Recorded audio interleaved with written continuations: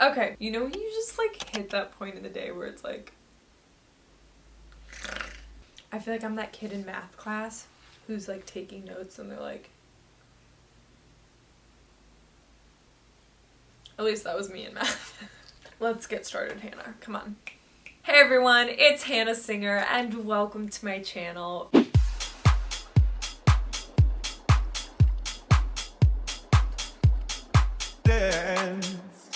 Something about the way you look to me, yeah. Give me a reason, give me a reason, and I will dance. For today's video, we are going to be talking about all things fashion. Slow fashion, fast fashion, sustainable fashion, what to do with your clothes when you're done wearing them. This is a very important topic and it's something that, in my humble opinion, we should learn about in school rather than learning about how to do an algebra equations. Not to shame math. I think I just really didn't like math in high school and I still don't like math and I don't think I'll ever like math, but like nothing against it. I just don't like it. Okay. Anyways, let's get into the video.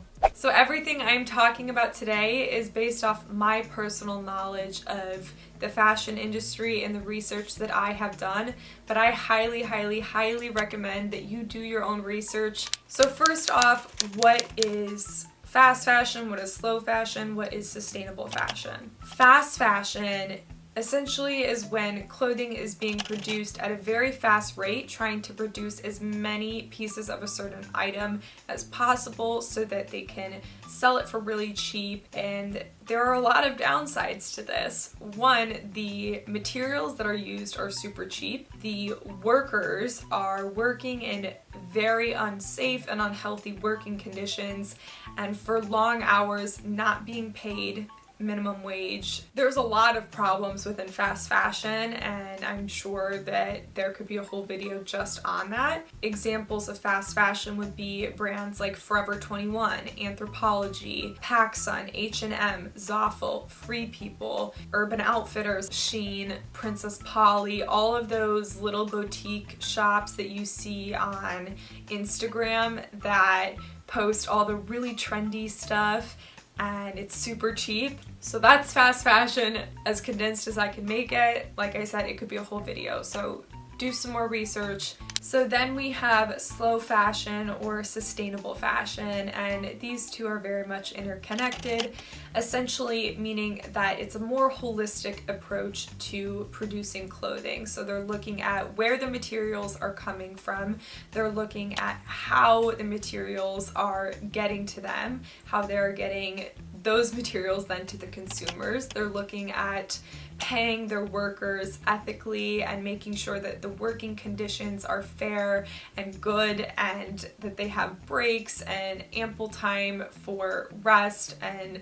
to live their life essentially. So there's a lot of thought put into the process, which takes time, hence it's slower fashion. So that time is there. Also the money being put into it. It takes a lot more money and time and effort to produce ethical clothing in an ethical way. A lot of people question slow fashion because they're like, oh, it's so expensive, but what they don't stop and think about is that entire process behind it, which is so unbelievably important because it means workers are getting paid. It means people can actually live a life and not be put at risk every day that they go into their job.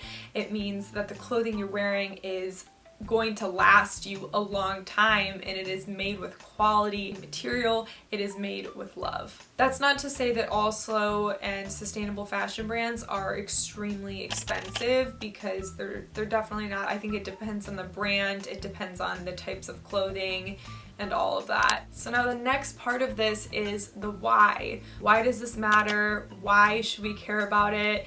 Why should we support slow and sustainable fashion versus fast fashion? Let me tell you why. The working conditions for the workers and the money that they're getting paid, but also we have the environment to think about, and it gets left out very much in fast fashion. So I'm going to pull up my handy dandy cell phone here because I wrote some notes before filming this, and a lot of the facts that I'm going to be sharing with you are from BBC. One of my favorite vegan chefs, his name is Max La Manna. Him and his wife, Venetia La Manna, are always talking about fast fashion and food waste and how to live a sustainable lifestyle, and they post a lot about BBC, so I always read their articles. So about 85% of all textiles are thrown away in the United States, which is roughly 13 million tons, and that was just in 2017, and they're either dumped into a landfill or they're burned. And the average American has been estimated to throw away around 37 kilograms of clothes every year. So 37 kilograms is about 81 pounds. It's one of those things that almost gives you anxiety to think about. So they predicted that by 2030, we are expected as a whole to be discarding more than 134 million tons of textiles a year. Clothing ending up in landfills essentially produces more greenhouse gases, which leads to global warming and climate change, and it's speeding up considering the amount of clothes that we are dumping away each year. Those clothes don't just decompose. It's not like putting apple into compost where it can decompose in the ground. So globally, the fashion industry is responsible for 10% of all greenhouse gas emissions. In addition, the fashion industry is also responsible for 20% of global wastewater.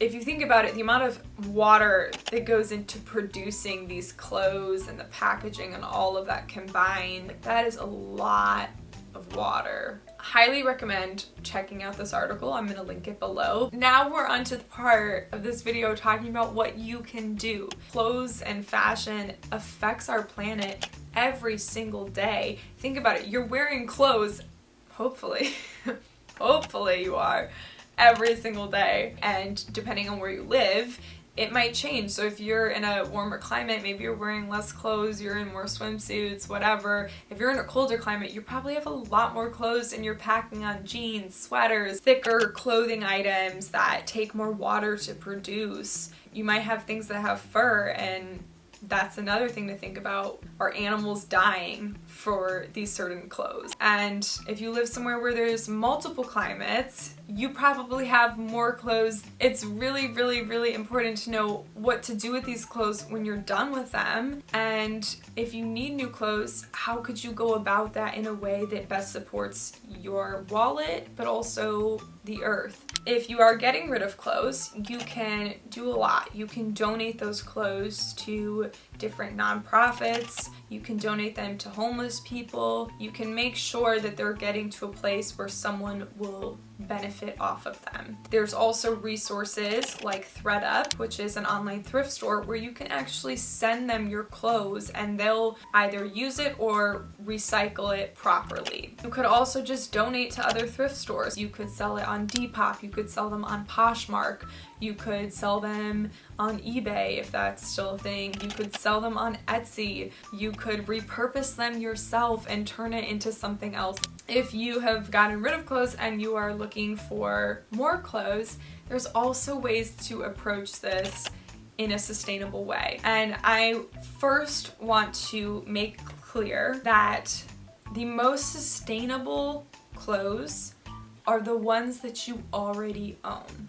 And if that is not an option, then it's when you want to start looking into these other options. So when you do want new clothes, or when you need new clothes, you could look at thrift stores at a start and see if there are things there. There are a ton of thrift stores now, and it's becoming a very popular thing to thrift shop. So check out thrift stores. There's also online thrift stores. If you hate shopping and you don't want to go through the work of looking through tons and tons of racks, you can do that online. ThredUp is an online thrift store, and you could go on there and do filters online. Put in a filter for a black dress in a size 8. ThredUp sends you it in an eco-friendly package. Next, you could also swap with friends or siblings. Me and my siblings do this all the time. We'll clean out our closets and then we'll go shopping in each other's rooms. You could also just borrow from friends or from siblings. So instead of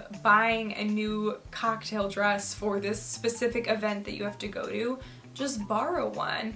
You can buy clothes from Depop, Poshmark.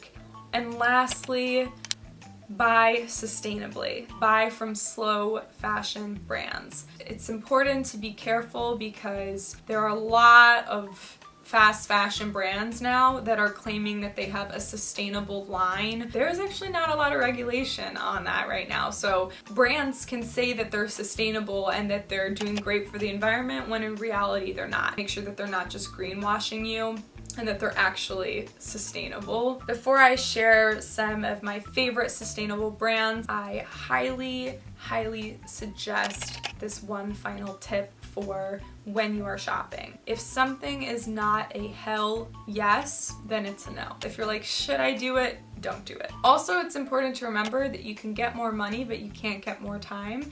So when it comes to investing in sustainable brands that might be more expensive, think about that. If you're contributing to a fast fashion brand and you constantly are doing that, you're contributing to the problem. So now I'm going to share some of my favorite slow and sustainable fashion brands. There are so many out there, but these are just some of the ones that I have purchased items from and some of the ones that you saw in the clips throughout this video. So the first one is Wholesome Culture. They have clothes that promote cruelty-free living. The next brand is called Soulflower, and I bought an item from them locally, but they actually have a full website with all their stuff where you can buy their items, and I absolutely love it. I'm wearing a jumper from them right now. Next one is an Australian brand called the Lullaby Club. I have talked about them a lot on my Instagram. If you check out my sustainability highlight reel, I talk in depth about their brand. Next is a brand called Lovekind. I've talked to the owner of this brand a lot, and she is a very wonderful human being, and it's really cool. They're super open and honest about the whole process of making their intimates. The next one is a brand that also has intimates and loungewear, and it is Hara the Label. You might have seen them on Instagram. They're pretty popular now. Another Australian brand that I am obsessed with is Indigo Luna. They have very beautiful items. The next one is Wari. I haven't bought a lot of things from them. My dad just got me a top and bottom set for my birthday, and it's super comfortable. That was a crap ton of information. So I'm going to leave you all here. I will be linking a lot more information in the description box on people to follow. That concludes today's video. Thank you so very much for watching. I hope you enjoyed it, and I hope you choose to support sustainable and slow fashion brands. And I will catch you next Wednesday. Make sure you hit the subscribe button and click the notifications bell. I don't know why I just winked with that. Anyways, just do it. No, but seriously, do it so that you get notified every single time I upload a new video. Feel free to give this video a like and maybe a comment if you want to chat about sustainable fashion. Follow me on Instagram at earth2_Hannah. Much love and peace, and always remember that the earth is your playground. Mwah. She's a Mona Lisa.